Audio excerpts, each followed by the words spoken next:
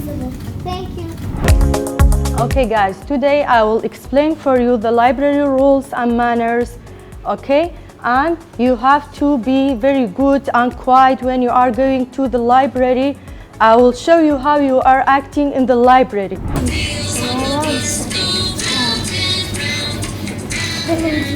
You are not allowed to play music or eat in the library. Please stop the music and take away the food. Why are they not allowed? Because some students are trying to read.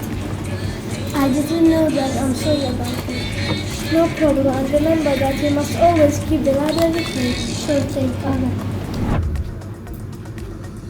Hey, can I help you?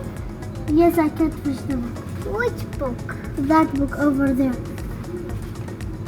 Here you are. Thank you so much. You're welcome.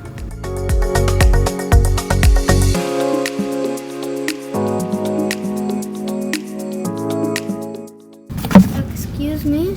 Yes? You don't play with the books. You can't make a mess in the library. Okay, I'm sorry. The first word quietly, no loud voices. Be kind to the books.